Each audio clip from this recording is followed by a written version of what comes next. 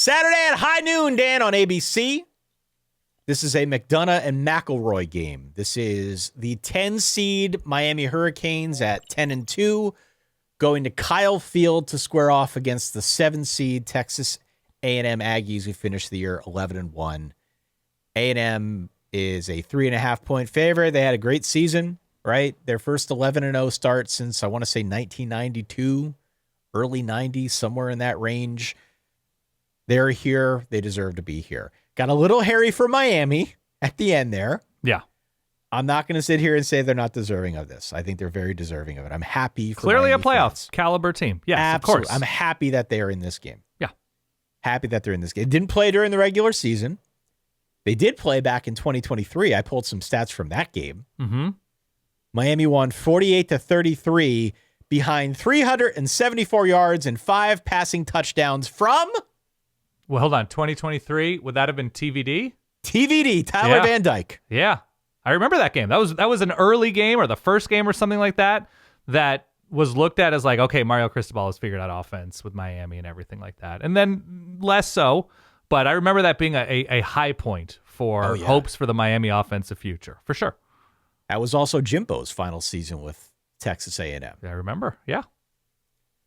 These two teams did not play this year, but they did have a common opponent, my Notre Dame Fighting Irish. Mm-hmm. Miami won in week 1, 27-24. A&M won a few weeks later, 41-40 in South Bend. So, with all that context, Dan, I think this is going to be a very close, a very physical football game. Yeah. How do you see this one going down? So I think there's a couple of different ways to underthink each of these teams, really. Where it's like, what version of Texas A&M, either half to half, what version of Marcel Reed do we get? Texas A&M has been off. You talk about how Alabama's been off. Texas A&M's been off. You know, going back to the South Carolina game, obviously the Texas game, they haven't been their full selves on either side of the ball, really, in a little bit. I kind of think we know Miami, for better or worse. I agree with that. In a more secure way. Than we do about Texas A&M. And to me, if you're going to underthink Miami, it's defense is probably going to do a lot of great things. Like, they just harass people up front. The linebackers have been strong. The secondary has been more together than it was last year, been making a lot more plays. Now, there's the penalty issues on both sides of the ball for Miami, but obviously the Miami defense is ahead of the Miami offense, which is still quite good, just not where it was last season. But to me, if you're going to underthink Miami, it's just how many hijinks does Malachi Toney get up to against Texas A&M? Because he is their clear, huge play threat. Not that they don't have other guys who can, like the emergence of Gerard Pringle in the backfield, I think has been a very positive thing. I think he has been better and more explosive than the other two backs. Was it Marty Brown and Mark Fletcher? And like, what version of Carson Beck do we get? Obviously, he's turnover prone occasionally in a disastrous way, but I kind of like this for Miami, that it's an early start, even though obviously people are going to be hyped and out of their minds for a playoff game at Kyle Field. I like it that it's, you know, at noon Eastern instead of 6:30, 7:30, whatever Eastern. There is something more dependable about Miami, but I think there is something more explosive about Texas A&M on both sides of the ball. Definitely more explosive. Yeah. I think there's something more explosive about the speed and consistency at receiver of Texas A&M. The best of Marcel Reed is more interesting because of what he can do with his feet than what Carson Beck can do. The pass rush on both sides of the ball is, the pass rush for Miami, the pass rush for Texas A&M, both elite and incredible. I don't trust the A&M secondary that much. They've given up a bunch. The corners are fine, but not amazing. I think I'm going to go with Miami here. And I hate it. I think I'm going to go with Miami on the road because there is something about the steady nature of Carson Beck most of the time. The age, the experience in big games where, like, I just can't shake Marcel Reed in that second half against Texas. That was on the road. But there is something about Carson Beck. There is something about this Miami defense that, again, A&M has had an at times incredibly elite defense. There's something that I am more familiar with Miami. I don't like Mario Cristobal in big games. I have a better concept for Miami right now, and so I'm leaning that direction. Does that make sense? It makes total sense. I went back and forth, and this is another game I wavered on. Yeah.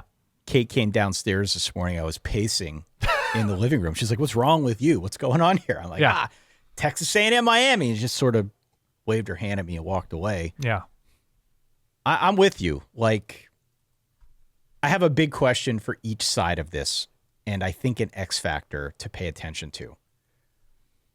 A&M's been very, very good along both lines. Same is true for Miami. I mean, both these teams are very, very good up front. But there are a couple interesting differences here. A&M's been able to do most of their, I guess, pressure generation, for lack of better terms, without blitzing. That was the name of my tag team, by the way, in high school. I was one half of the pressure generation. Continue. Sure. Miami is one of the blitz heaviest teams in college football right now. Yeah. And so what I wonder from the A&M side, what I wonder from the Miami side, frankly, when you blitz a guy like Marcel Reed, you got to worry about his legs. Totally. He scrambles about 12% of the time. Miami's a little bit more zone heavy. They're not going to have their backs to him. They're going to see him. They're going to spy him. But I think it's fair to point out that they haven't played a whole lot of guys like Marcel Reed. You know, they were fine against Tommy Castellanos, lost to Kevin Jennings on the road. Marcel Reed's better than both those guys. Agree. And so my question is, what's Miami's plan to stop him? They played Byron Brown. He can move. But Different. USF was not exactly the same caliber of opponent. But I'm saying the danger that he can provide an offense is very clear. They handled him quite well. I agree. Okay, they blew them out. Totally. So if you want to tack him onto this conversation or not, that's up to you. But I'm just saying the athletic nature. Yeah. The athletic nature for sure. So what's Miami's plan to stop Marcel Reed? And what does that look like? Do they still bring the blitz with such regularity? Do they change up what their plan is? I don't know. But that I'm very interested in seeing what that part of it looks like. My biggest question is something you alluded to with A&M, and that's big plays. Mm-hmm. So like on the A&M side, you got a mobile guy like Marcel Reed. He can dance around back there. His receivers, many of whom are averaging over 10 yards per catch. You give him time to find holes in the zone. Who knows what happens, right? This isn't a Miami defense that's prone to big plays. No. But it is an A&M offense that is top 20 in the nation at creating plays of 20 yards or more. Mm-hmm. So there's an interesting push-pull that I think is going to go on that side of the ball. A&M's going to need to pop a few of those if they want to win, because I don't think you can get into a pickleball game with Miami and win. It's a pickleball match, sir. Whatever. Don't put down pickleball. But here's the reason I bring up the big plays. Yeah. Even though Miami has one of the least explosive offenses in the country per Bill Connolly in the SP+, yeah, A&M's given up a ton of big plays this year. They have. They've given up a ton of big plays this year. So just because Miami hasn't generated a ton of explosives does not mean that they don't have the playmakers to do it. And I think they do. You mentioned Malachi Toney. Malachi Toney dropped exactly 0 balls this year as a true freshman. Is that true? 0.0% drop rate this season. Damn. Which is nuts for a true freshman. He is awesome. And so I just wonder, like, if A&M can't get pressure on Carson Beck, there's a very big risk of a veteran quarterback picking him apart, hitting guys like Toney. They got 3 receivers. 3 receivers. Well, they do and they don't. Didn't they target Malachi Toney twice as many times as the next guy? They did. They did, but they got 3 guys that I look at and I say any one of the 3 can create a big play. Okay. If Carson Beck has a moment. So that to me is the biggest question on the A&M side. Are they going to be able to get pressure on Beck? And even though Miami hasn't generated a ton of explosives, will they be able to stop him? Because I do believe they have the playmakers. The X factor, though, is the Miami offensive line, and here's why I say that. Okay. Very good across the board. One of the most penalized in college football. Mm-hmm. This has been a talking point among the Miami fan base all year. And I know because I read State of the U, I lurk on message boards. Shout out Cam Underwood. Yeah.